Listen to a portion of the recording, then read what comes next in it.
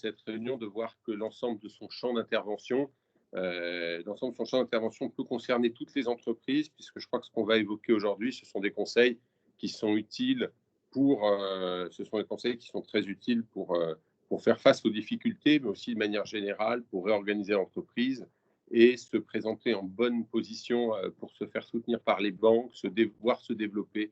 Donc c'est une réunion qui est toujours intéressante. C'est toujours, je pense que ça vaut toujours la peine de prendre quelques instants pour s'intéresser, pour réfléchir sur le fonctionnement de l'entreprise, sur ce qu'on doit faire pour à la fois affronter les difficultés, mais par la même occasion aussi se structurer pour se développer et croître. Les deux démarches sont souvent très fortement liées. Je vais proposer à tous ceux qui sont présents aujourd'hui d'intervenir en posant les questions directement à Bertrand, ou alors si vous souhaitez directement en prenant la parole, hein, plus ce sera interactif, plus ce sera sympathique. Je vais passer la parole tout de suite à Jean-Bernard Masselin ou à Jean Messinesi pour présenter et introduire la réunion et la manière dont on va la présenter. Je ne sais pas qui veut intervenir entre Jean-Bernard ou Jean Messinesi.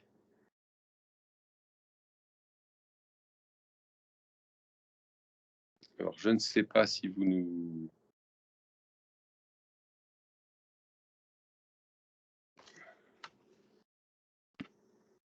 Je crois que les micros sont coupés, non?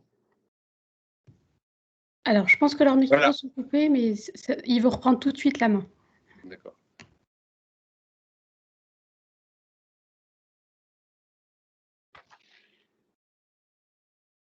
Alors, je vais laisser la parole à Jean Messinesi, donc l'ancien président du tribunal de commerce de Paris. C'est bon, vous...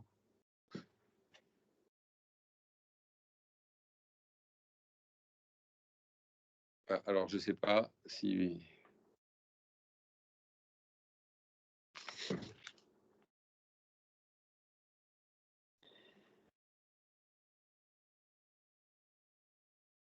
Effectivement, bon, en attendant que Jean puisse reprendre la parole, moi, ce que je suggère autour de cette réunion, c'est peut-être l'organiser autour de 3 points qui pourraient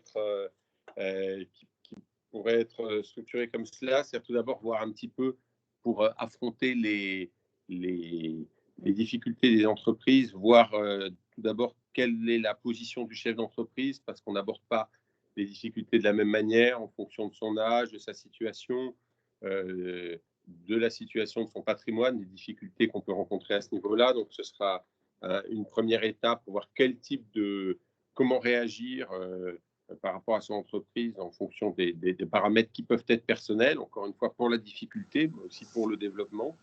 Je crois qu'on retrouve le son auprès de Jean Messinesi, donc je vais vous laisser la parole, Jean. Vous m'entendez? Oui, très bien. Oui, très bien. Bon.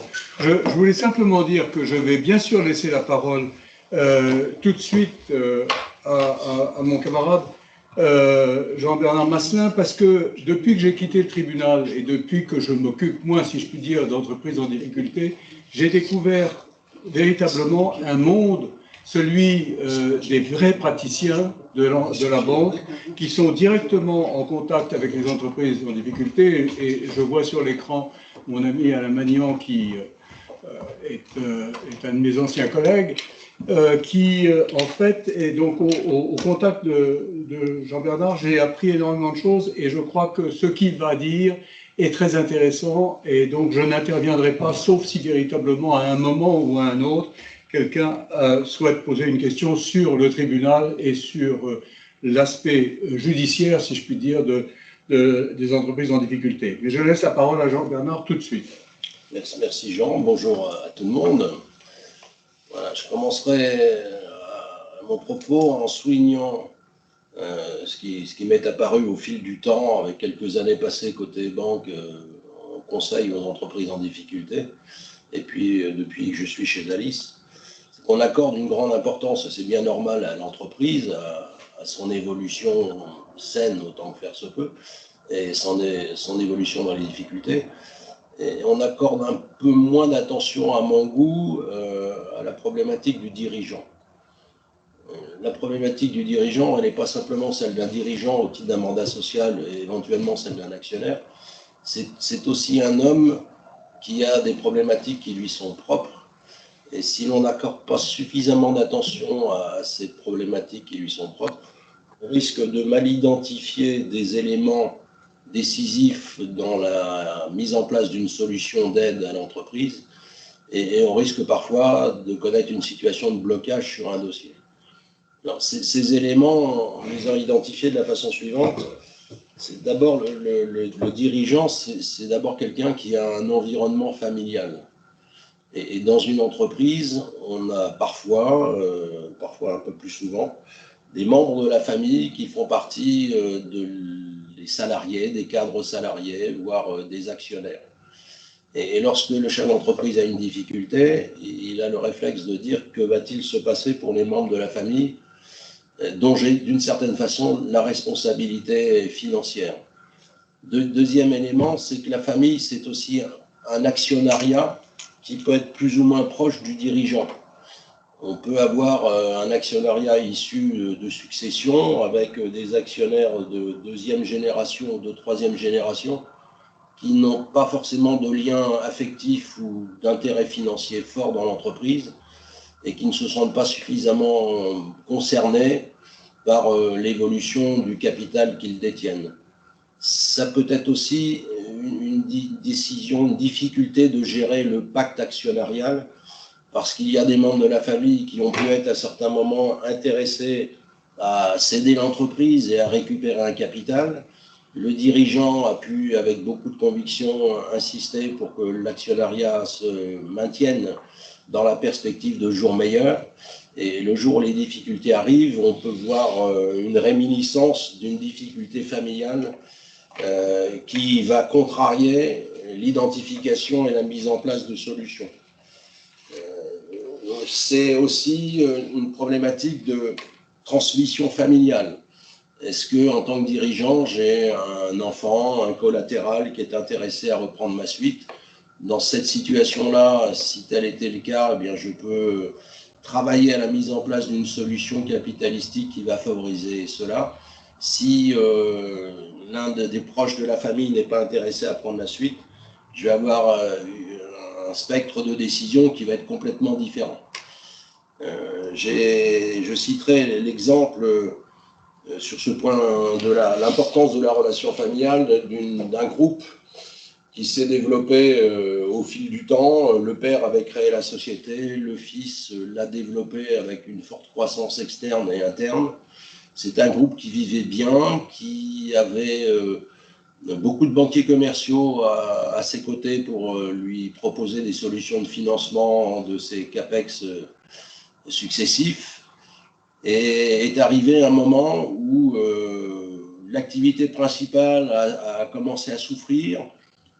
Personne n'en avait vraiment pris la conscience. Le groupe, tous les ans, faisait des CAPEX. Le directeur financier était chargé de trouver les fonds nécessaires au financement de la stratégie de croissance externe. Et est arrivé un jour où des banques ont refusé de refinancer les CAPEX qui avaient été autofinancés comme tous les ans. Et en très peu de temps, le dirigeant s'est retrouvé avec un groupe qui était en crise de liquidité.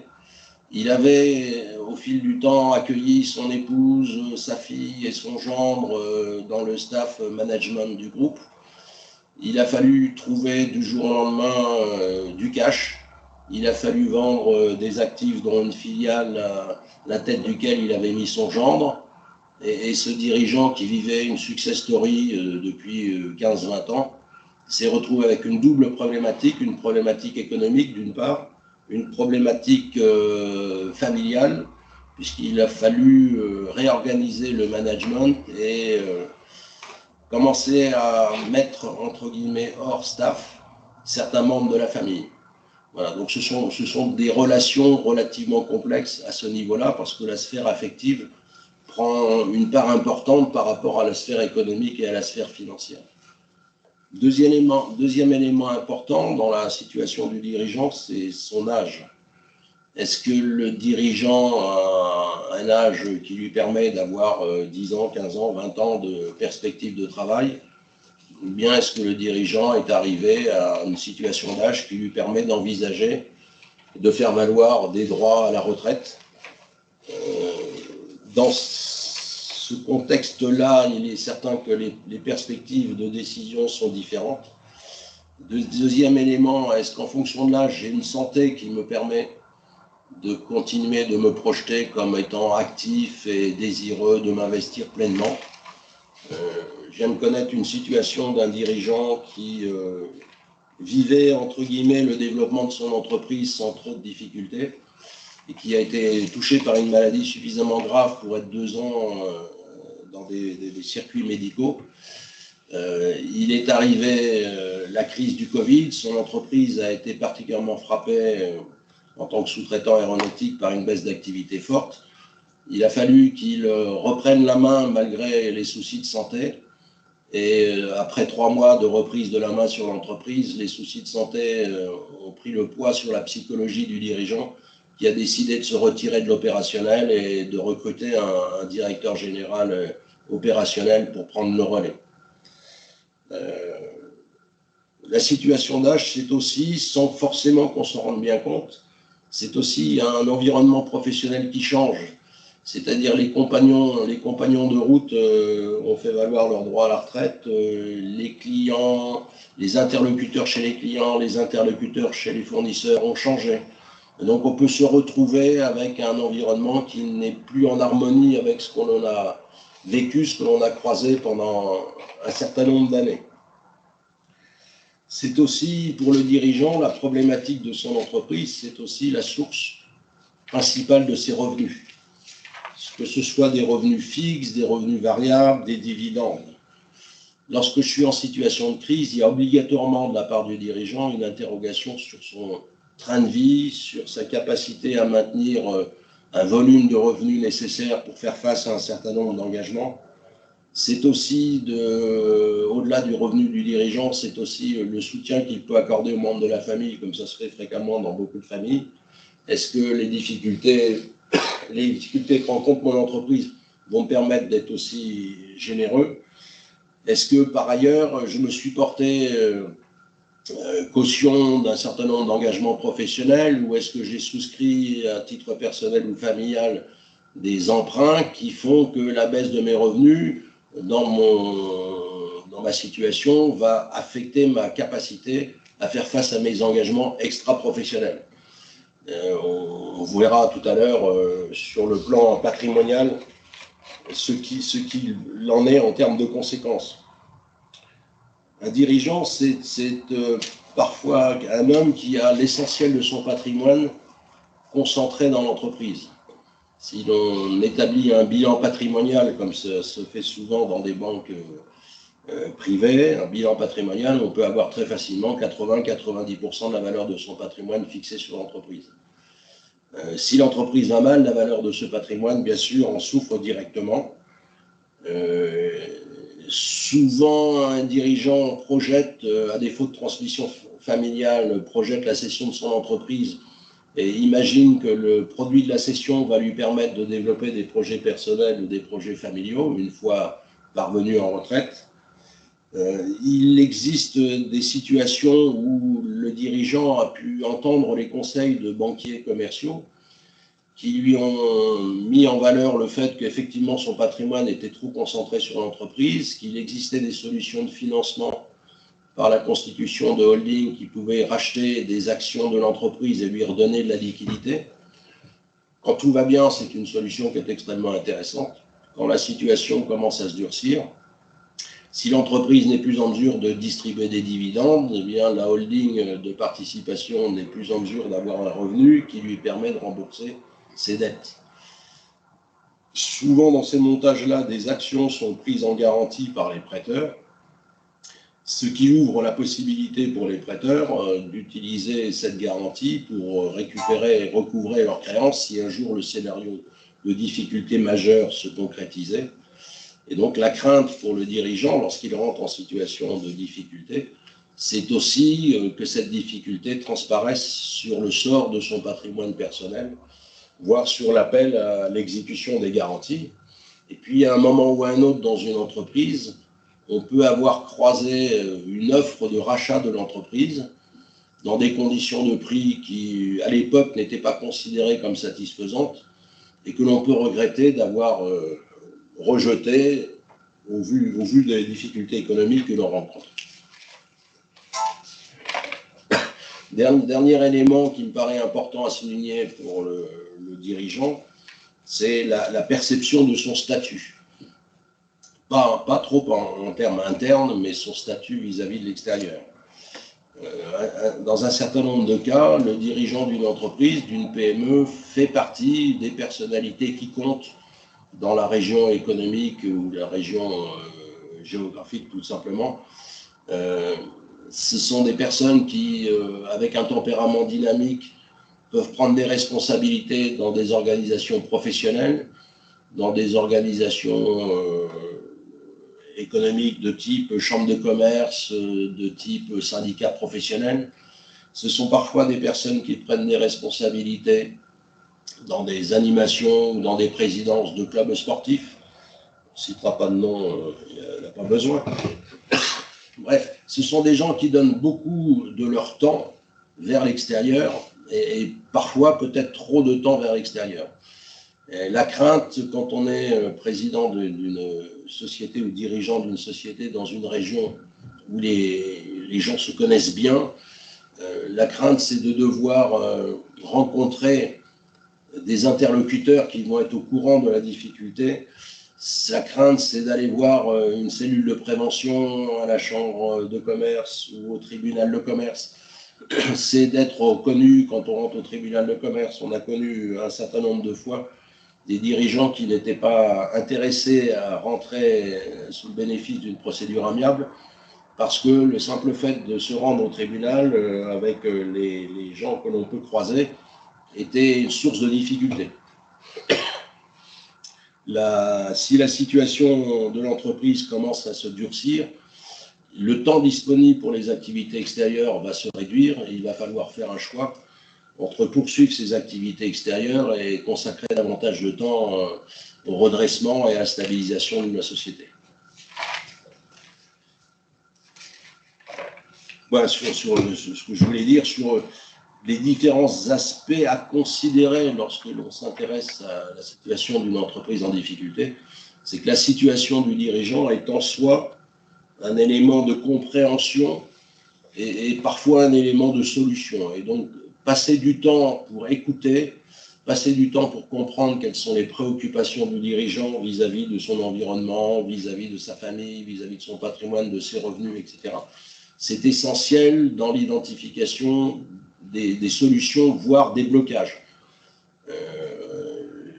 Je m'intéresse en ce moment à un dossier sur lequel le dirigeant actionnaire à 55% va connaître des difficultés, mais refuse pour l'instant d'étudier des solutions autres que celles qu'il a imaginées parce qu'il a peur de perdre le contrôle du capital, parce que ce que l'on perçoit, c'est qu'il pense se débrouiller tout seul de la situation, alors qu'un certain nombre d'observateurs extérieurs, notamment les actionnaires minoritaires et notamment les conseils comme nous, pensons que le rendez-vous financier est incontournable. Alors, à ce propos, Jean-Bernard, vous nous donnez un bon exemple d'un dirigeant qui intervient, qui a du mal à voir les difficultés qui l'attendent. Vous dites que vous intervenez déjà. Dans quel cadre, vous, votre rôle, c'est de venir en soutien sur des entreprises qui peuvent rencontrer des difficultés? Dans un exemple comme celui-là, dans quel cadre êtes-vous intervenu, puisque le dirigeant ne voit pas forcément les difficultés venir? Apparemment, vous êtes déjà sur ce dossier, vous y êtes arrivé par les actionnaires minoritaires ou par les banques qui s'inquiétaient? Voilà, c'est une situation où nous ne sommes pas encore en situation d'intervention, nous sommes en situation de proposer une intervention. Donc, nous sommes au stade de la formulation de la proposition commerciale. Et l'information est venue de la part de l'actionnaire financier qui nous dit j'ai une participation qui commence à souffrir. En fonction des éléments financiers dont je dispose, on a un rendez-vous sur le cash à horizon 10-12 mois. J'aimerais bien traiter ce rendez-vous à froid et donc j'aimerais bien que vous rencontriez le dirigeant et que vous travailliez avec lui à la résolution de ces problématiques économiques et financières. Et nous en sommes à ce stade-là où le dirigeant nous reçoit, nous écoute longuement et continue de promouvoir sa propre solution, ce qui est tout à fait son droit. Il est actionnaire majoritaire, il est dirigeant. Simplement, les gens du chiffre, dont l'actionnaire financier, sont persuadés que la projection des performances financières et la projection de la trésorerie à horizon 12-18 mois vont conduire à une difficulté majeure et vont conduire à un changement d'interlocuteur au niveau bancaire, puisque là, c'est une situation qui risque de passer d'un accompagnement par les banques commerciales à un accompagnement par les affaires spéciales bancaires compte tenu des engagements en cours.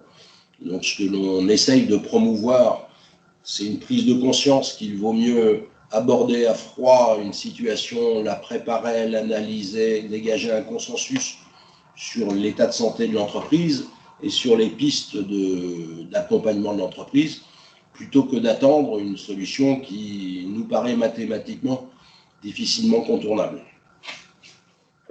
Alors, on a évoqué dans un premier temps la situation du personnel du chef d'entreprise qui nécessite donc, quand on rencontre des difficultés ou qu'on envisage des évolutions de manière générale pour son entreprise, doit être effectivement réfléchi, étudié. Un deuxième point qui est important et en prolongement de cette situation personnelle, c'est l'environnement du chef d'entreprise. Donc que ce soit son équipe, que ce soit ses conseils, que ce soit l'ensemble de ses partenaires qui peuvent, en cas de difficulté, soit être proches, soit éventuellement s'éloigner, parce que une des clés, justement, quand on rencontre des difficultés, c'est de pouvoir s'appuyer sur tes partenaires financiers, qui peuvent être des banques, qui peuvent être aussi des investisseurs de diverses sortes. Donc, est-ce que vous pouvez nous donner comme élément de votre expérience sur cette question de l'environnement quand une entreprise rencontre des difficultés et la manière de l'aborder?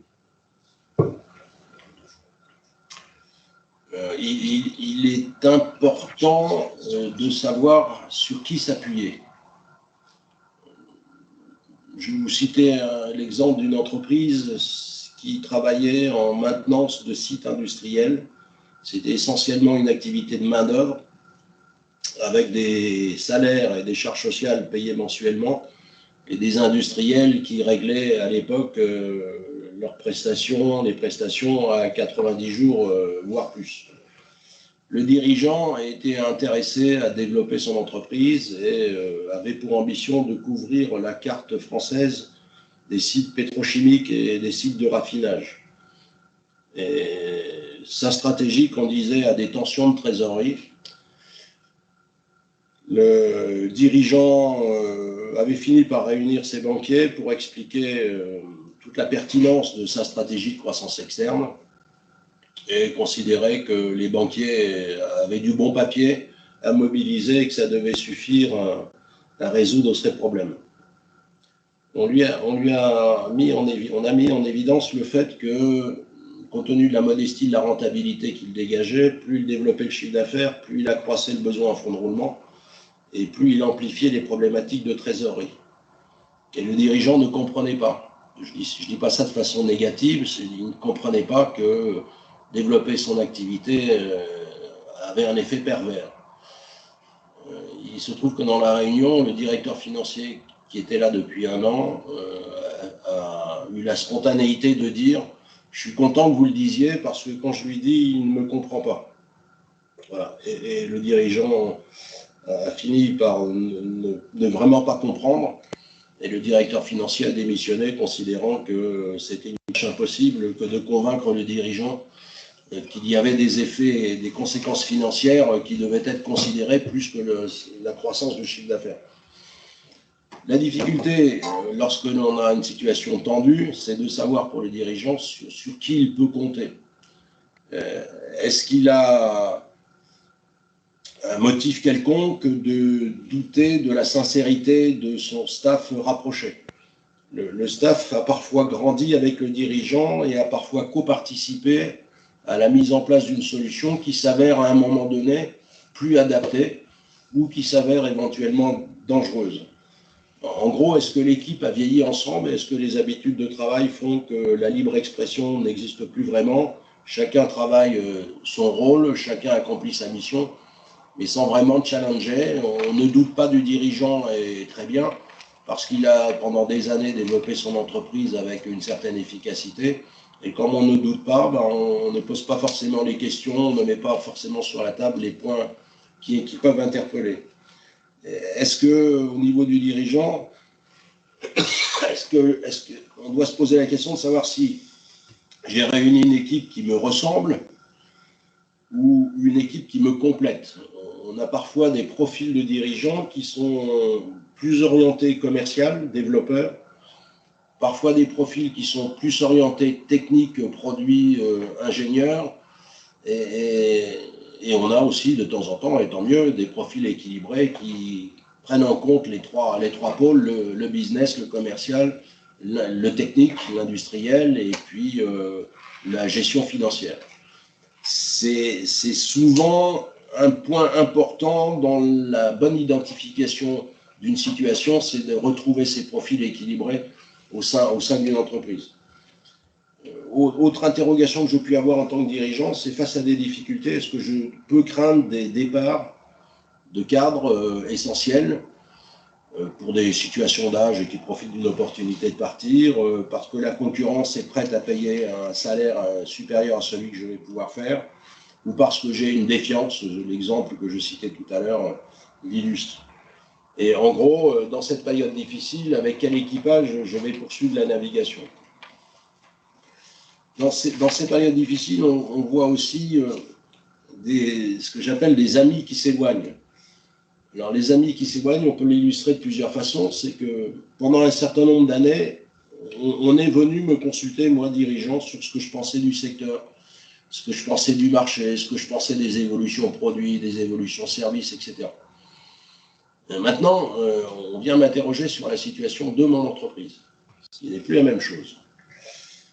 Je commence à voir des assureurs crédits, des fournisseurs me poser des limites. Généralement, on ne le sait pas directement, on l'apprend par le fournisseur que l'enveloppe de couverture a été réduite. Je commence à voir des clients qui travaillent un peu plus avec la concurrence, des clients fidèles. Je n'ai pas connaissance d'un litige, d'une difficulté technique d'exécution, d'une production, d'une prestation, mais je n'ai pas eu le renouvellement du marché que j'attendais, ou tout au moins pas à la hauteur de ce que j'espérais. Je commence à voir aussi, et là c'est des signes beaucoup plus forts encore, je commence à voir que mon dossier n'est plus en décision auprès de mon banquier local. J'exprime des demandes sur lesquelles j'ai du mal à avoir des réponses, ou je n'ai pas de réponse du tout. Je commence à voir une interrogation de mon commissaire aux comptes, un peu plus dense, voire l'expression d'une alerte signifiée par le commissaire aux comptes. Je commence à voir aussi les partenaires sociaux qui s'inquiètent dans les réunions avec la représentation du personnel, voire qui mandatent, qui revendiquent une expertise externe. Voilà, tout mon environnement, mes clients, mes fournisseurs, mes banquiers, mes commissaires aux comptes, et mes partenaires sociaux commencent à m'adresser des signes forts d'inquiétude, tout au moins d'interrogation. Et puis je commence à voir aussi de nouveaux amis. Ces nouveaux amis, ce sont parfois des services proches des autorités préfectorales qui ont eu connaissance d'informations, qui ont eu connaissance de signaux faibles et qui viennent auprès de moi compte tenu de l'importance que j'ai dans le bassin économique, et qui viennent me demander si tout va bien, exprimer toute la disponibilité des aides publiques. C'est la première fois qu'on m'interrogeait de cette façon-là.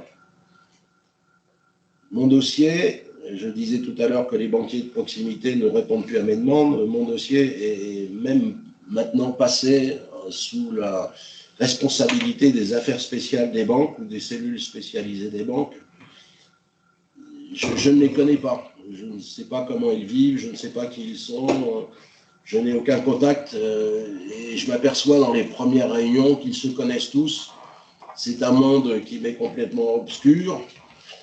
Je n'ai pas de repères, je n'ai pas de point d'appui, j'ai du mal à comprendre. je commence à voir des appels, ce qu'on appelle des appels entrants de cabinets de conseil. Alors, que ce soit des cabinets de conseil du chiffre, du droit, de stratégie, de management, des cabinets de conseil qui, avec une méthode d'approche aussi élégante que possible, me laissent à comprendre que des gens de l'extérieur ont connaissance de difficultés qui, pour l'instant, me paraissaient être restées confidentielles.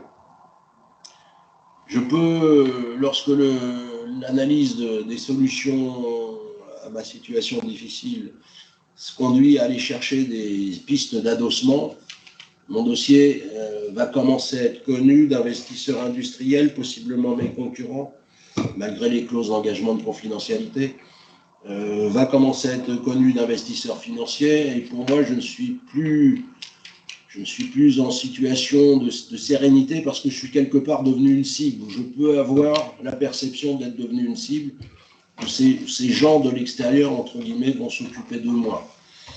Voilà. Donc, tout ce qui est environnement du dirigeant commence à accroître la pression psychologique. Autre élément qui est encore un peu plus difficile à cerner, c'est que les médias rentrent en action. Une petite pause technique. Le micro fonctionne ou pas? Oui. Bon, les médias rentrent en action. Très bien, merci. Les médias rentrent en action, c'est-à-dire que je reçois des demandes d'interview de la presse locale, de la presse régionale, selon la taille de mon entreprise. Je découvre dans la presse des informations que je n'ai pas diffusées. Au-delà de mon interrogation, de mon étonnement, c'est d'où viennent ces informations, qui a pu, de l'entreprise, ou éventuellement de tiers, qui a pu renseigner les médias de cette façon. Je vois aussi en conséquence de l'officialisation d'une certaine façon de mes difficultés dans la presse, je vois aussi des acteurs politiques, au-delà des autorités administratives, des acteurs politiques qui montent sur le dossier en réaction à des interpellations syndicales, à des manifestations, le cas échéant. J'ai du mal à communiquer, à la fois parce que je n'ai pas préparé ma communication, et une communication de crise, c'est très important, ça ne se fait pas au pied levé comme ça. À la fois parce que je n'ai pas encore les éléments de réponse, j'ignore quelle sera la solution à la crise que je traverse. Ou deuxièmement, je connais trop bien les risques d'une difficulté accrue de mon entreprise et je ne peux pas communiquer sur des choses que pour l'instant je ne peux pas encore cadrer, sécuriser. Je ne veux surtout pas inquiéter davantage mon environnement, que ce soit salarial, que ce soit commercial ou financier, parce que si je leur dis quelle est la probabilité majoritaire d'évolution de la société, je vais accroître mes propres difficultés. D'accord. Alors, moi, je suis chef d'entreprise, je rencontre des difficultés. C'est vrai que mon premier réflexe n'est pas forcément d'aller voir un interlocuteur extérieur, mais plutôt de dire que je vais faire des économies, puisque ça va coûter. Donc, on a quand même une certaine réticence à dépenser plus quand on est soi-même déjà en difficulté. Et quel est l'intérêt de solliciter, malgré tout, un regard extérieur sur ce genre de problématiques? Qu'est-ce que vous pouvez nous faire comme retour d'expérience autour de ça? À partir autour de l'idée de voir son entreprise peut-être différemment, d'avoir un regard sur ce qui peut se passer ailleurs, de pouvoir se mettre entre guillemets en mode brainstorming et de réfléchir autour de ça. Donc, inconvénient, évidemment, il va falloir dépenser de l'argent. Quels avantages on peut avoir en face dans cette difficulté où l'argent coûte 2 fois plus cher, de faire appel à des conseils extérieurs, que ce soit de votre activité de manière plus globale à différents types de cabinets de conseil. On a deux éléments importants à mettre en évidence. Le premier élément, c'est que le chef d'entreprise a parfois une organisation qui fait qu'il lui est difficile de prendre du recul. Il est pris par les affaires d'une façon générale. En période de crise, il est encore beaucoup plus sollicité parce qu'il faut faire face à des difficultés d'approvisionnement, à des difficultés d'exécution, à des difficultés de financement. partir du moment où on rentre dans une période de crise avérée, on va passer du temps à essayer de réparer ce qui doit l'être, à essayer de trouver du cash, à répondre aux interrogations des banques sur la couverture des titres de paiement qui se présentent, etc. Et si l'on attend cette situation-là, on va être beaucoup moins psychologiquement être disponible pour faire une analyse organisationnelle, une analyse stratégique, etc.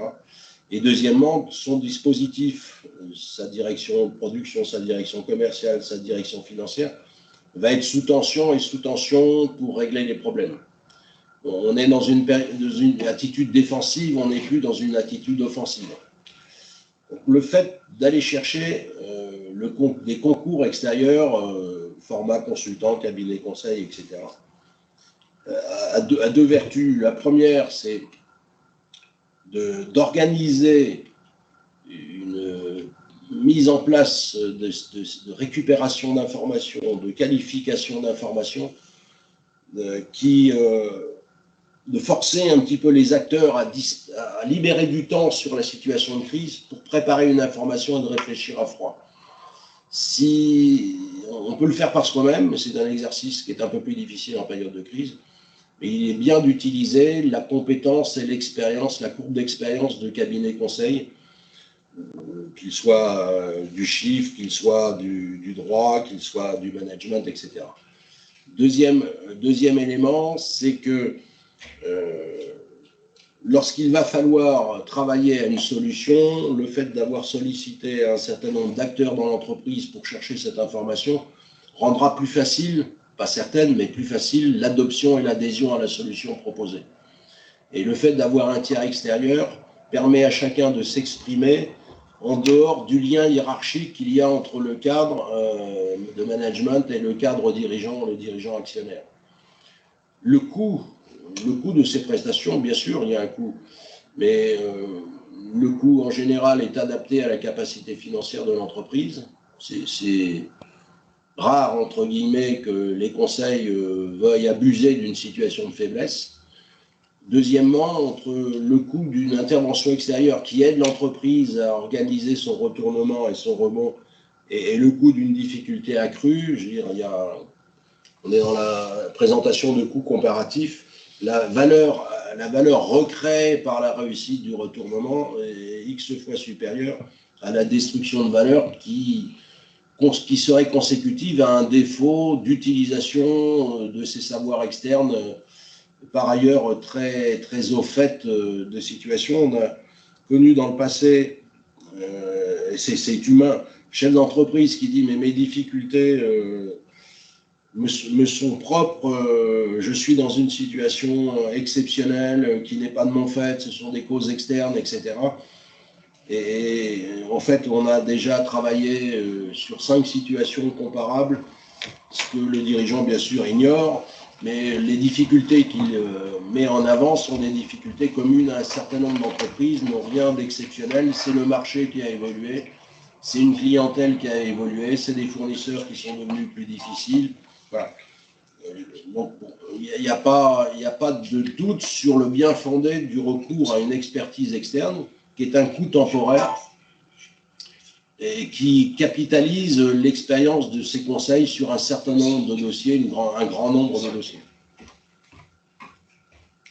Je vais donner un exemple de 2 entreprises qui travaillaient en fourniture d'équipements parapétroliers. Le marché, alors c'est un exemple qui date un petit peu, qui remonte à 20-25 ans, mais je pense qu'il est assez illustratif des choses. Le premier groupe dit « c'est une crise conjoncturelle, j'ai d'excellents clients, je suis référencé ISO 9000, défense nationale, nucléaire, j'ai d'excellents produits. J'ai une dimension internationale, donc j'ai une très bonne connaissance de ce qui se passe. Ne vous inquiétez pas, c'est une crise conjoncturelle. Je vous demande simplement, en tant que banquier, de continuer de financer mes stocks en attendant que le marché redevienne plus liquide. » Deuxième société qui travaillait en chaudronnerie pour ses activités pétrolières et parapétrolières sur la même interrogation, dit c'est pas idiot ce que vous venez d'évoquer. C'est vrai que je commence à voir des modifications de comportement chez mes clients. Ça vaut le coup qu'on réfléchisse à l'hypothèse que ce soit une crise structurelle, le marché change, et en l'occurrence, le changement du marché, c'était que le pétrole brut qui arrivait en France pour être raffiné en France était de plus en plus raffiné dans les pays de production, et donc il y avait de moins en moins d'outils de production nécessaires sur le territoire français. La première entreprise n'a pas résisté à la crise et a disparu. La deuxième entreprise est toujours vivante, est toujours rentable, est toujours présente, mais beaucoup plus à l'export qu'elle n'était à l'apport. Voilà. Donc le recours à un regard extérieur avec une vision plus large sur les secteurs est utile. C'est une information utile pour le dirigeant. Il la considère, il la prend en compte ou pas, mais c'est un apport d'information qu'il ne peut pas avoir autrement que par le recours à des gens qui sont experts, entre guillemets, sur des situations de crise, sur des situations d'analyse, etc.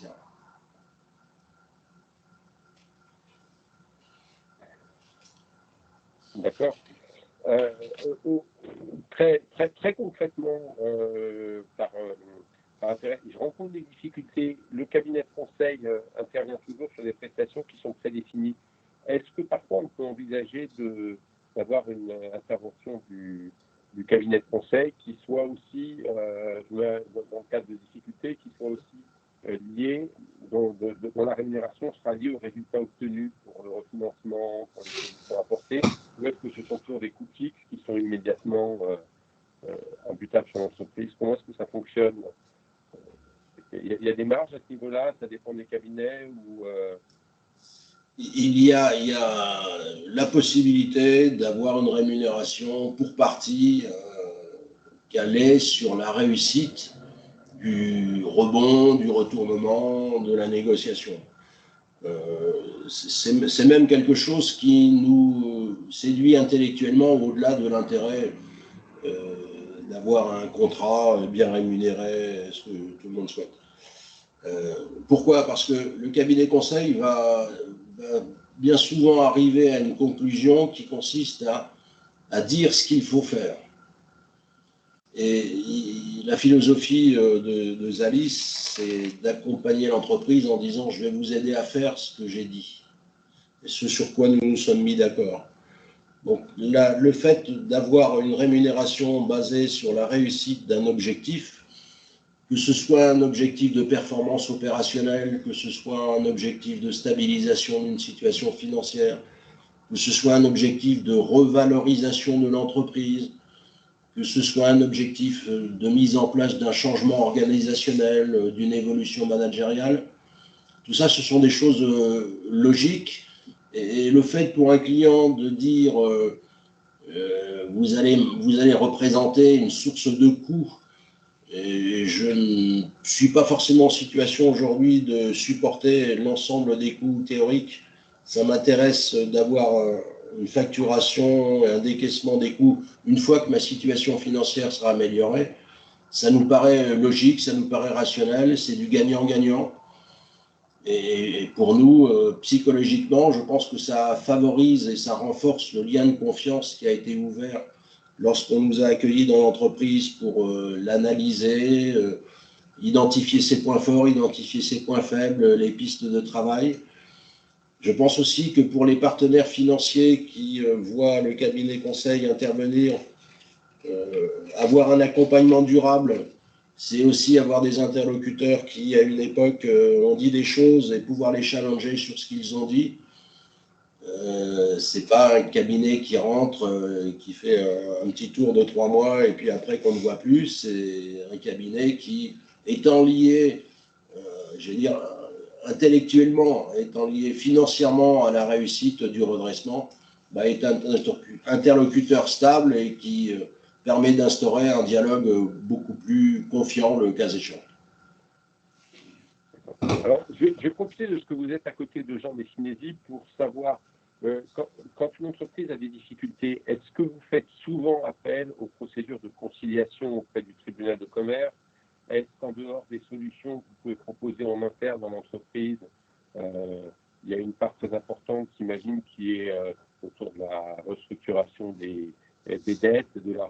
gestion des dettes auprès des banques.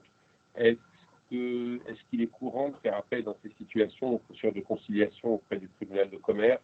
Comment est-ce qu'on y est accueilli? Quelles remarques vous pourriez faire autour de ça et quels conseils vous pourriez nous donner sur cette articulation? Moi, je ne peux répondre que vu du côté du tribunal de commerce et du président, puisque c'est le président qui signe les ordonnances ouvrant une procédure amiable, c'est-à-dire soit un mandat ad hoc, soit une conciliation. Le président du tribunal et les juges du tribunal sont toujours, évidemment, je ne dirais pas ravis, parce que c'est peut-être pas le terme qui s'impose, mais heureux de voir que l'entreprise a anticipé, est arrivée au tribunal le plus tôt possible et consciente des difficultés auxquelles elle doit faire face. Il est clair que la procédure amiable a cet avantage de pouvoir laisser l'entreprise, le dirigeant et ses conseils gérer une situation en dehors même du tribunal et faire en sorte que toutes les chances soient de leur côté pour qu'ils puissent arriver à un succès. De temps en temps, on dit le tribunal fait peur et le tribunal impressionne, ou il n'est pas. Et d'ailleurs, Jean-Bernard l'a dit tout à l'heure, pour plein de raisons, parfois les dirigeants ne veulent pas venir au tribunal, d'abord parce qu'ils connaissent tout le monde, et ensuite parce qu'ils pensent que ce ne serait pas bon pour leur image. En fait, le tribunal est là pour aider le dirigeant et l'entreprise à prendre toutes les mesures nécessaires avant qu'il soit trop tard. Et donc, je pense que, contrairement à ce qu'un certain nombre de gens ont dit lors des réunions de la commission justice économique, le tribunal reçoit bien des entreprises qui viennent. Et le tribunal, en fait, regrette qu'il n'y ait pas plus d'entreprises qui viennent le plus tôt possible pour parler de leurs difficultés et pour obtenir du président cette espèce d'ordonnance, ce blanc-seing pour aller de l'avant avec les créanciers.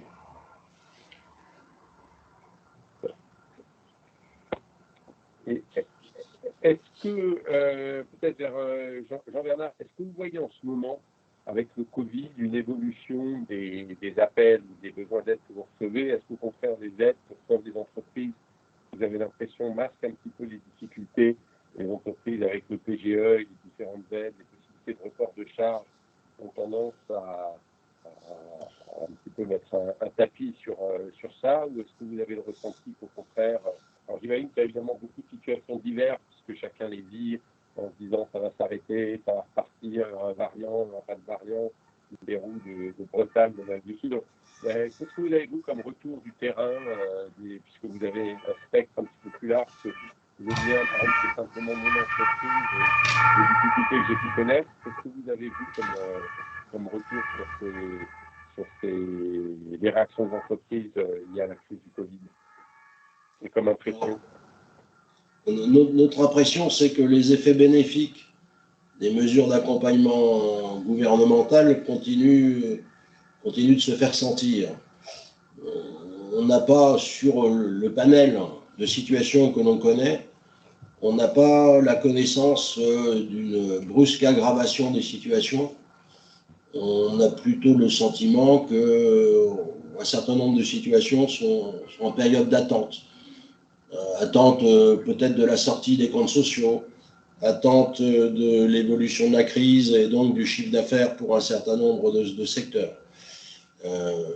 Bref, la vague, entre guillemets, de dossiers en difficulté ne s'est pas encore concrétisée à notre perception. Alors après, il y a des différences sectorielles importantes. Pour ce que l'on comprend, le secteur aéronautique, c'est bien organisé, entre guillemets, ou a bien été aidé dans son organisation. Il nous semble que les 4 gros leaders, entre guillemets, de la construction aéronautique française ont pris les choses en main avec l'aide des pouvoirs publics pour identifier les situations de fragilité les accompagner, privilégier et stabiliser la situation de sous-traitants, quel que soit leur rang, qui ont un caractère stratégique. Et on pense que cette solidarité, entre guillemets, de la filière, c'est une solidarité qui a le mérite de tenir la filière en état de fonctionnement. Après, cette solidarité aura un rendez-vous en termes d'indépendance pour un certain nombre d'entreprises et aura peut-être un rendez-vous en termes de plus forte dépendance de ceux qui continueront d'exister par rapport aux grands donneurs d'ordre. Mais au moins, le job est fait et on ne voit pas de défaillance significative ou de difficultés majeures, ne pas trouver de solution en l'immédiat. Ce qui est plus difficile à identifier, c'est la conséquence les difficultés 2020 dans les comptes 2020 qui vont donc alimenter les systèmes experts d'un certain nombre de prestataires financiers et de financiers avec des systèmes de notation qui risquent de déclasser, de faire apparaître un affaiblissement des fonds propres, un alourdissement de l'endettement, une réduction de la capacité de remboursement.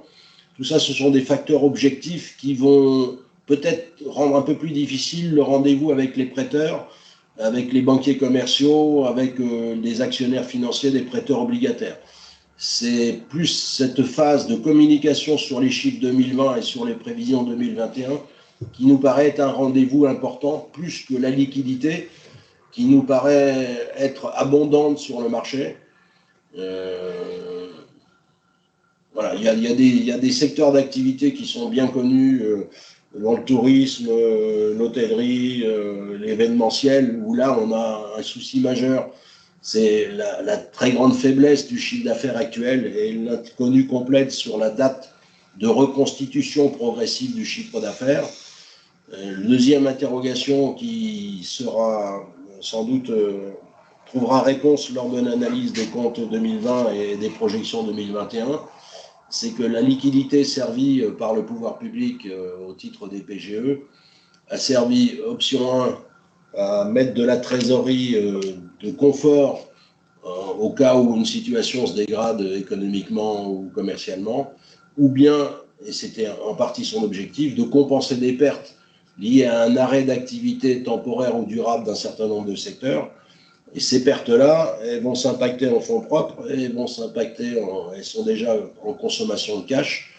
Et ces pertes-là, il va falloir les amortir dans le temps. Donc, on sait qu'il y a des recherches des pouvoirs publics pour trouver des solutions de compensation, entre guillemets, de l'affaissement des fonds propres. Bon, mais c'est une solution correctrice. C'est pas une solution qui ramène de la rentabilité dans les entreprises. Et le jour où l'activité repartira dans certains secteurs, il va y avoir un rendez-vous entre le remboursement des dettes qui ont permis de tenir, la reprise des investissements, les CAPEX, et la reprise du besoin en fonds de roulement lié à la renaissance de l'activité ou à la redensification de l'activité. Donc c'est ce rendez-vous des 3 points CAPEX, BFR et dettes liées à des pertes qui méritera de notre point de vue toute l'attention. Alors, mais justement, puisqu'on parle d'anticipation, est-ce qu'on peut considérer aujourd'hui que les différents acteurs qui se penchent sur le cas des situations de ces entreprises qui traversent cette période extrêmement difficile, est-ce que l'on considère que nous avons aujourd'hui apporté ou on va être en mesure d'apporter les bonnes réponses? En d'autres termes, on sait que les entreprises ont accumulé et des pertes avec leurs conséquences sur les fonds propres, leur endettement à la faveur de la souscription de PGE, unique ou multiple, plus l'accumulation de passifs divers et variés que sont les reports de charges fiscales, sociales, de loyers aussi. Est-ce que, alors que nous savons que tout cela est mis plus ou moins sous le boisseau jusqu'au premier semestre 2022, est-ce que nous sommes en mesure aujourd'hui d'aborder ce rendez-vous qui va être crucial avec les outils qui sont disponibles.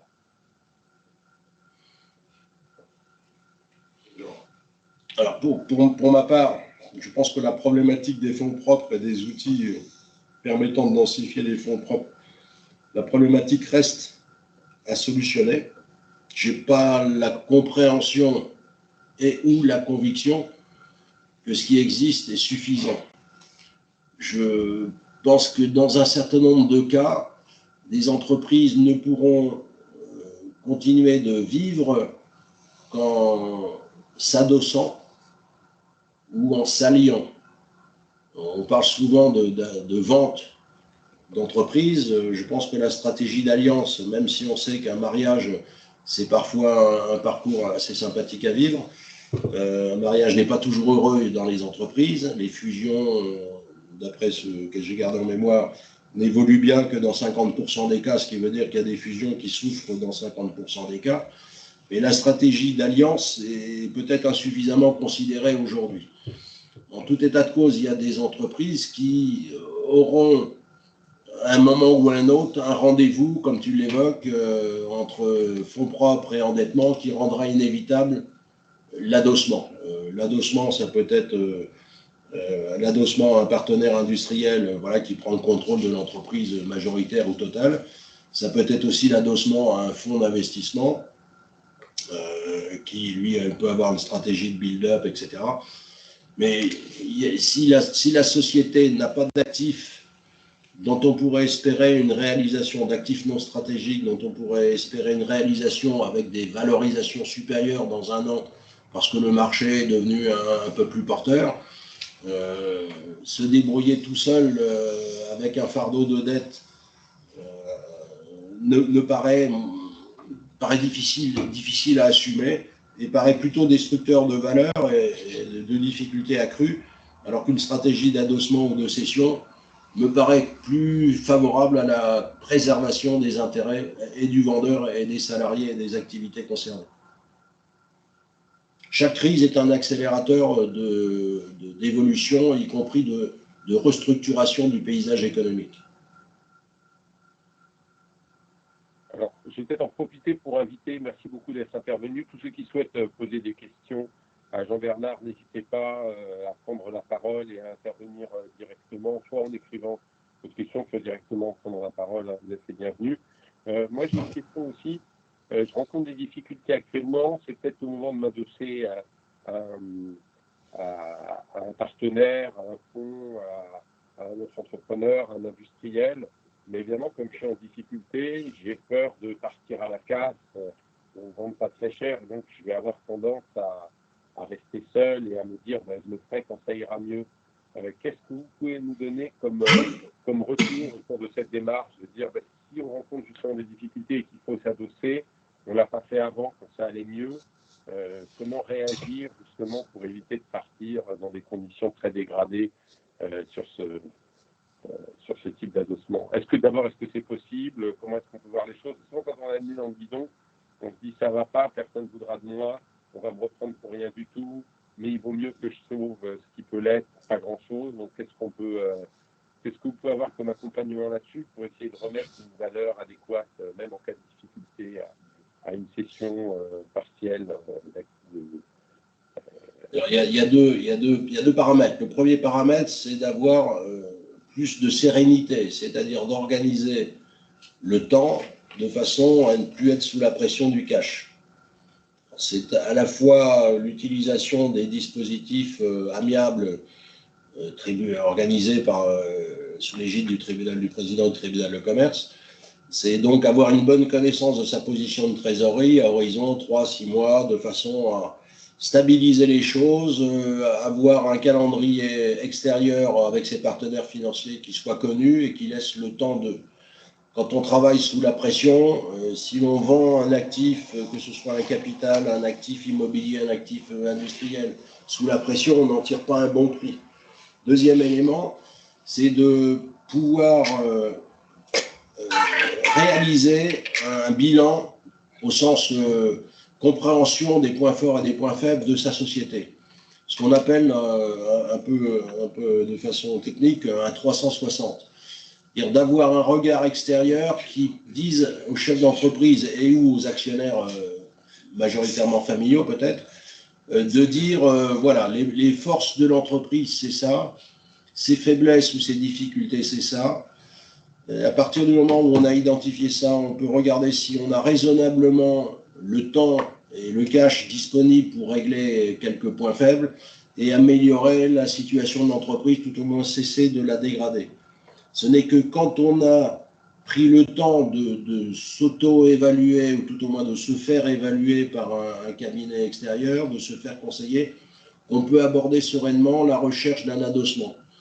Et si on s'adosse dans la précipitation, sans avoir identifié les points faibles qui vont forcément être utilisés par le candidat investisseur pour diminuer la valeur de l'entreprise, ben on va sur le marché sans être préparé. Et dans ce cas-là, on peut y laisser, entre guillemets, beaucoup de patrimoine ou beaucoup d'amertume. L'objectif d'un adossement de l'entrée d'un investisseur, autant que la situation de l'entreprise le permette, c'est aussi que l'actionnaire qui accepte de partager la propriété de l'entreprise y retrouve à terme une valorisation. Il conserve son job le cas échéant, parce qu'il a la connaissance de l'entreprise, des personnels, des clients, des fournisseurs, enfin du tissu économique. Et deuxièmement, d'avoir la satisfaction de dire à un moment donné, je n'ai pas pu poursuivre la route tout seul, je n'avais pas les moyens financiers pour réinjecter du cash. J'ai choisi de m'associer ou de me vendre à quelqu'un, mais en termes de patrimoine, je retrouve une substance, je retrouve un retour, ce qu'on pourrait appeler d'une certaine façon un retour à meilleure fortune, qui me motive d'une part et puis qui me fait plaisir d'autre part. Mais le 360 est important. Dans un certain nombre de situations, on a été sollicité par des investisseurs qui, eux, nous demandaient de faire le 360 sur l'entreprise dont ils avaient connaissance d'une possibilité d'acquisition. C'est bien que là, c'est l'acheteur qui demande un 360 pour avoir un regard extérieur et général sur toutes les fonctions de l'entreprise. C'est bien que le vendeur spontané ou le vendeur obligé, ait les mêmes informations, parce que pour défendre la valeur du produit, entre guillemets, qui est devenu le capital de l'entreprise, c'est bien de savoir quels sont les paramètres qui vont être à valoriser et ceux qui vont être à traiter. Est-ce que vous pouvez aussi nous faire un retour d'expérience sur la relation avec l'administration? Parce que ce qu'on voit souvent quand un chef d'entreprise, ou même personnellement j'étais confronté quand il a fallu nous restructurer à un moment donné, on se retrouve en difficulté, donc certains salariés ou syndicats vont s'en remettre à l'inspection du travail ou autre, et donc l'entreprise se retrouve en difficulté. Arrive l'inspecteur du travail dont le rôle est rarement de soutenir l'entreprise, mais d'essayer souvent, autant que faire se peut, de la jeter dans le précipice, ou de la pousser en tout cas s'il en a la possibilité. Les différentes administrations, les URSSAF, les impôts, etc. Comment est-ce qu'ils se comportent de votre retour d'expérience avec les entreprises en difficulté, et qu'est-ce que vous pouvez nous apporter comme regard et comme conseil sur la manière de traiter avec elles? Parce que je pense qu'en dehors des banques, c'est aussi un paramètre qui peut être conséquent. Aussi, je vous dis, ça peut aller jusqu'au défi avec les préfectures ou les différentes les impôts, les URSSAF, les inspections du travail, la répression des fraudes. Enfin, en général, tout le monde s'y met simultanément. Et qu'est-ce que ça peut dépasser le chef d'entreprise? Comment est-ce que vous voyez à ma connaissance, alors je ne connais pas tout bien sûr, mais à ma connaissance des quelques cas vécus, ça se passe bien. C'est-à-dire que les autorités fiscales, sociales, responsables économiques, etc., ont vraiment une démarche ouverte pour trouver des solutions d'attente ou des solutions un peu plus longues pour aider les entreprises. Je n'ai pas connu, dans le panel de dossiers sur lesquels on est intervenu, je n'ai pas connu de situation où il y avait un refus d'intervention. Après, je crois que ce qui aide à la décision, c'est d'avoir une information bien organisée, bien qualifiée. La grande difficulté pour quelqu'un qui doit prendre une décision de soutien, c'est d'accéder à une information qui l'éclaire sur l'état des lieux et qui l'éclaire sur les perspectives d'évolution. Alors, on sait qu'une prévision a une valeur fortement indicatif dans certaines situations parce que l'horizon à 6 mois, à 1 an est parfois difficile à lire. Mais au moins, on sait que quelqu'un a travaillé sur l'information, l'a organisé, qu'un certain nombre d'actions ont été conduites pour stabiliser la situation de l'entreprise et lui permettre de rebondir. Et à partir de ces informations-là, qui peuvent relever d'audits financiers, d'audits 360, à partir de ce moment-là, il est plus facile pour les acteurs de la sphère publique de travailler, de décider et d'accepter des délais.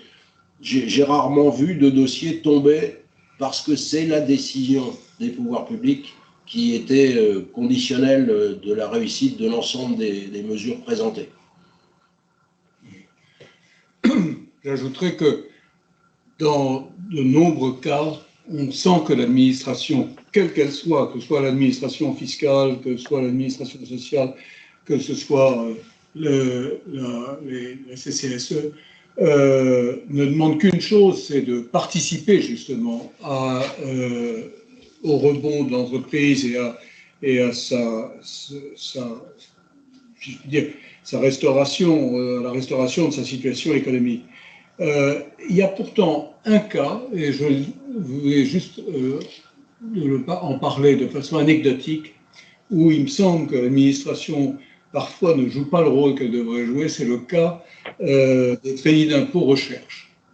J'ai vu un nombre incroyable de dossiers dans lesquels une entreprise avait bénéficié d'un crédit impôt recherche, et puis 3 ans plus tard passe une autre administration fiscale qui dit comment, vous ne faites pas du tout de la recherche au sens où nous l'entendons, et donc on vous retire le crédit impôt recherche, ce qui crée pour l'entreprise une difficulté parfois extraordinairement importante.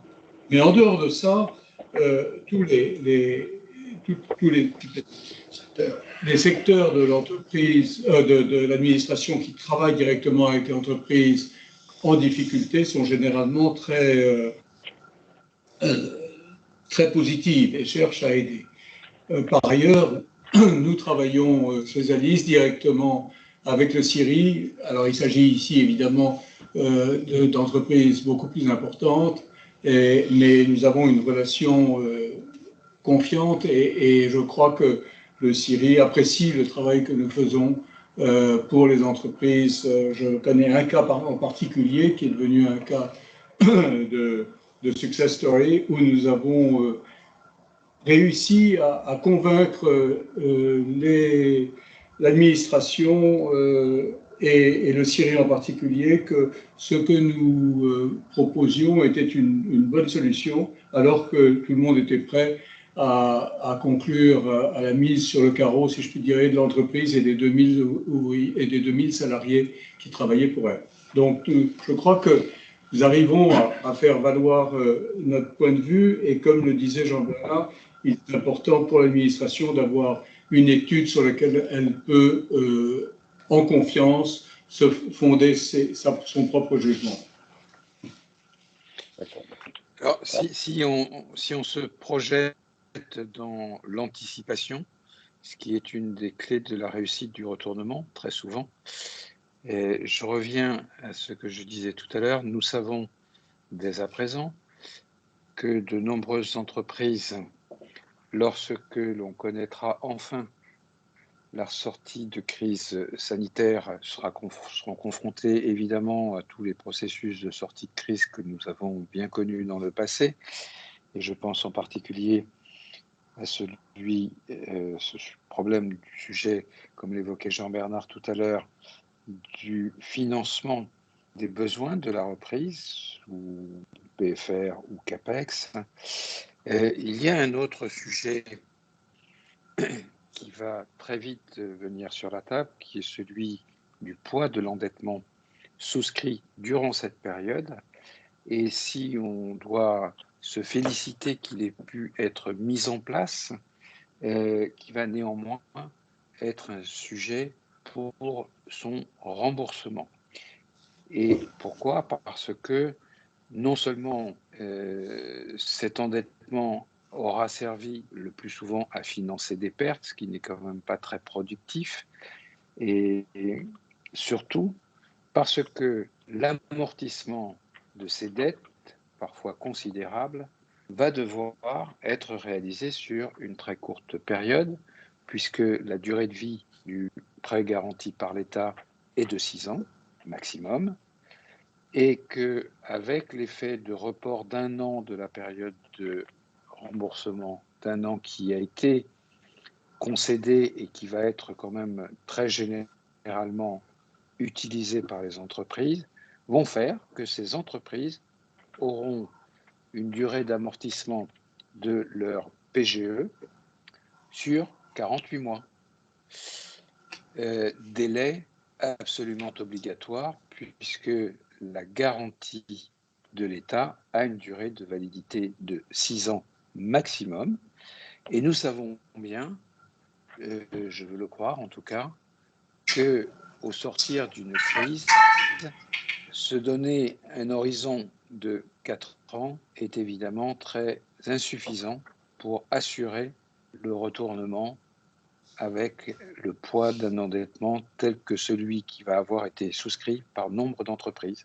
Donc, quelles sont les pistes que vous envisagez et quelles sont éventuellement celles que vous discutez avec vos interlocuteurs de prédilection, que sont précisément les autorités qui sont elles-mêmes dépendantes des accords qu'elles ont obtenus auprès de la Commission européenne. C'est effectivement là que se passe une partie de la réponse. La durée de 6 ans que tu as évoquée pour les PGE a été négociée avec Bruxelles. Il semble que des négociations soient en cours pour un allongement de ce délai. On a lu dans la presse qu'il était recherché 8 ans en durée globale. On a lu dans la presse qu'il était, dans d'autres pays, il avait été négocié 10 ans. Bon. Il est probable que la France obtienne un allongement à 8 ans, mais pour l'instant, ce que je dis n'engage que moi. Mais ça paraîtrait assez logique que la Commission européenne accepte cet allongement de délai. Simplement, l'allongement de délai, c'est une chose, la résolution du problème structurel, c'en est une autre. Et le fait d'avoir une dette allongée PGE qui passerait de 6 ans à 8 ans de durée totale n'empêchera pas un certain nombre de difficultés au titre de la structuration, de la structure financière, de l'affaiblissement des fonds propres, de l'importance de la dette, qui vient, comme on l'évoquait tout à l'heure, en concurrence avec la nécessité de devoir trouver de nouveaux financements pour faire du CAPEX ou pour faire de la variation de BFR. Après, les possibilités d'aller chercher des fonds propres dans une situation de sortie de crise, elles sont, à l'heure actuelle, elles sont doubles sur le papier.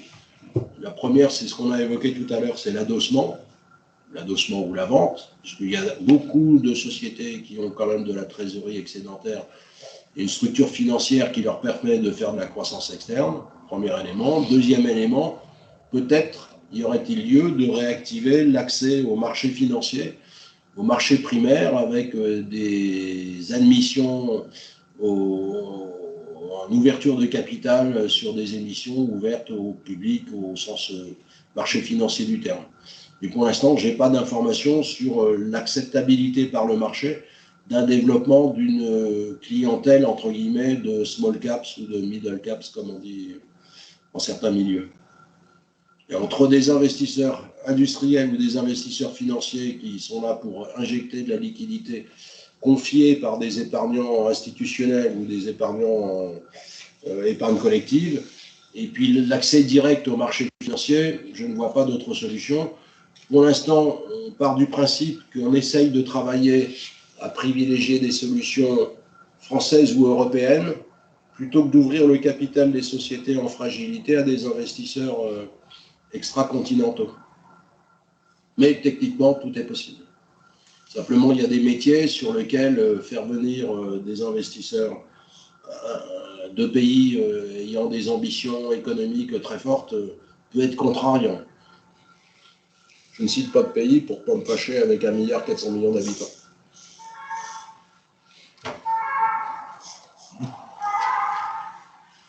Il y a peut-être d'autres questions. Allez-y, merci beaucoup pour cette intervention. Il y a peut-être d'autres d'autres interventions, d'autres qui souhaitent intervenir. Sinon, moi, en tant que chef d'entreprise, je suis un petit peu perdu quand on rencontre des difficultés. C'est vrai qu'on voit qu'il y a beaucoup d'intervenants. Il y a les banques, il y a les investisseurs, il y a les cabinets de conseil en structuration, les conseils financiers. On a aussi nos cabinets d'expertise comptable, les avocats.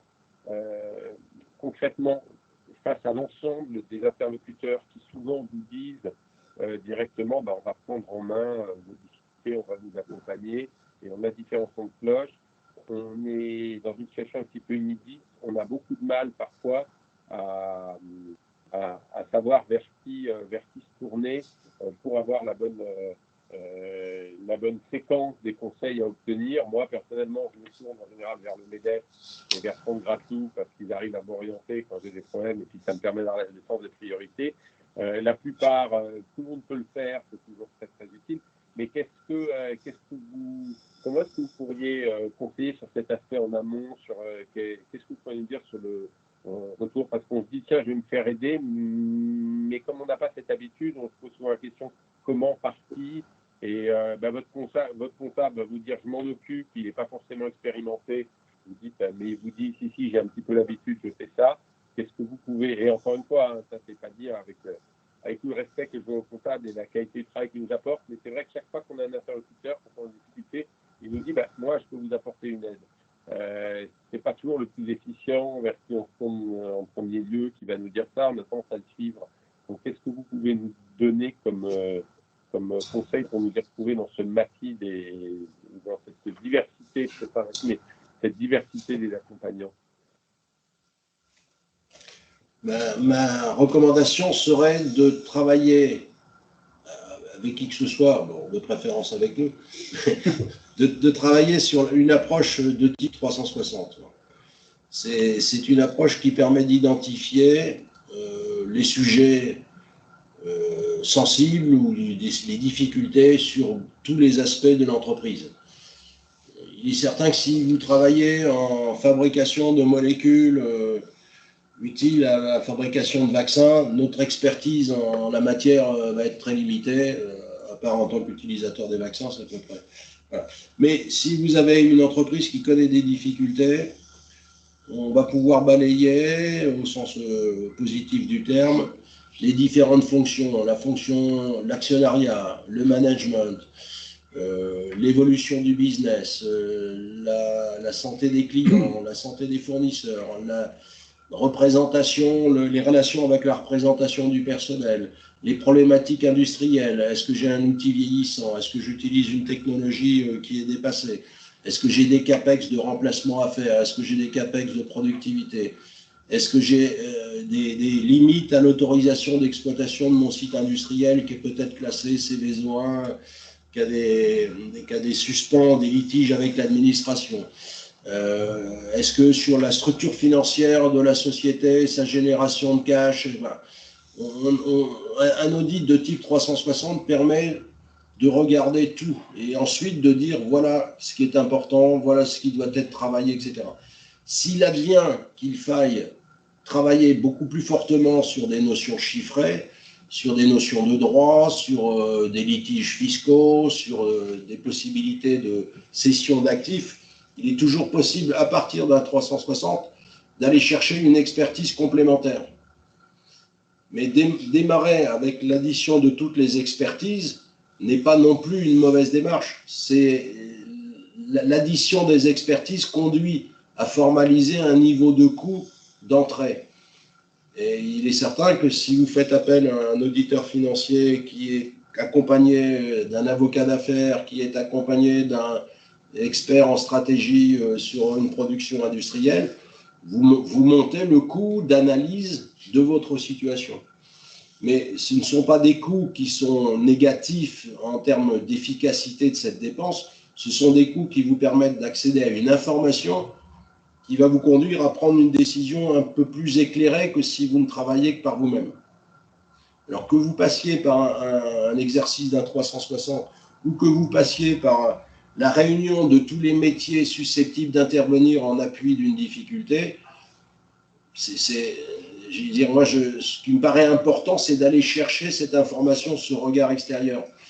le fait que des praticiens sur les différents métiers viennent vous aider dans l'identification de la situation vous fait bénéficier de leur grande expérience. Vous avez des personnes qui travaillent dans leur métier depuis 10 ans, 20 ans, qui ont connu beaucoup de situations, qui peuvent faire des rapprochements de solutions, des études de faisabilité de solutions, etc. Pour notre part, on a eu à intervenir sur un fabricant de produits chimiques qui utilisait une technique qui était interdite par l'Europe à partir de 2017.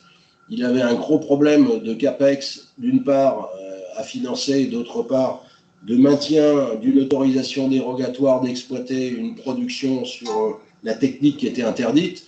On l'a accompagné dans le chiffrage du financement et dans la recherche le chiffrage de l'investissement et la recherche du financement. Et on l'a accompagné aussi auprès des autorités administratives pour avoir une poursuite d'une autorisation d'exploitation en contrepartie du déclenchement de l'investissement. Vous pouvez multiplier, entre guillemets, les compétences. Si vous avez des gens qui sont compétents dans le chiffre, donc dans le droit, il y a des dossiers où le facteur droit, que ce soit du juridique ou que ce soit du judiciaire, est important. Il y a d'autres dossiers où c'est l'analyse stratégique qui va primer la mise en place d'une solution et l'accompagnement financier d'une solution. Voilà, il n'y a pas de schéma d'intervention figé. Chaque prestataire de conseil, chaque apporteur de conseil représente un coût, c'est vrai. Mais le coût de la perte de valeur de l'entreprise et le coût de la destruction plus ou moins forte de l'outil économique est aussi un élément à mettre dans la balance. C'est pour ça que nous sommes très, très promoteurs des solutions d'audit global de 360. Si ça suffit à mettre en évidence les points essentiels, eh bien, très bien. Si ça ne suffit pas et qu'il faut aller chercher des expertises additionnelles, eh bien, on le fait en connaissance de cause. D'accord, bah merci beaucoup pour tous ces éléments. Il y a peut-être d'autres questions. Si d'autres personnes souhaitent intervenir, n'hésitez pas. Sinon, je remercie Bertrand de Gratou chaleureusement pour avoir organisé cette réunion. C'est vrai que c'est toujours un moment intéressant pour les chefs d'entreprise, s'intéresser, d'entendre un petit peu ce qui est possible. On se sent seul quand on est en difficulté. Et c'est intéressant de voir que beaucoup de choses existent, beaucoup de systèmes. Avec Jean Métinesi qui était présent ici, le tribunal de commerce et l'aide, avec des cabinets comme celui de Jean-Bernard Masselin qui nous l'a présenté, mais qui de manière globale représentait aussi l'ensemble de ces cabinets qui peuvent aider les entreprises qui ont besoin de surmonter les difficultés, de se restructurer, de penser autrement leur business et leur environnement. Donc je vous remercie tous pour votre participation, pour ces présentations, pour ces explications. Et puis Jean-Bernard, si l'occasion se présente, j'espère qu'on aura tous ici bon accueil auprès de vous pour pouvoir vous solliciter et solliciter l'accompagnement auprès du cabinet d'Alice qu'on connaît bien au MEDEF et qui a aidé beaucoup d'entreprises. Donc merci beaucoup. Merci à tous et puis je vous dis bonne journée et à très bientôt pour poursuivre. Je vais peut-être laisser la conclusion à Jean Métinesi. Non, je n'ai pas grand-chose à dire en conclusion, sinon que la situation est sûrement de plus en plus difficile. Je pensais, pour répondre à un des points soulevés par Alain Magnan, que j'espère que nécessité fera loi et qu'on trouvera des solutions pour que la situation financière des entreprises qui ont bénéficié de PGE mais qui l'ont utilisé puisse se dérouler correctement. En tout cas, merci beaucoup. Nous étions heureux, très heureux, Jean-Bernard et en fait Bertrand de Gratou et moi de faire avec Arnaud Dreyfus ce petit webinaire et nous espérons que vous avez été également heureux d'y participer. Merci beaucoup. Merci, au revoir. Merci. Très heureux et je vous salue tous et particulièrement Jean et Jean-Bernard. Merci Alain. Merci Alain. Et à très bientôt. Au revoir.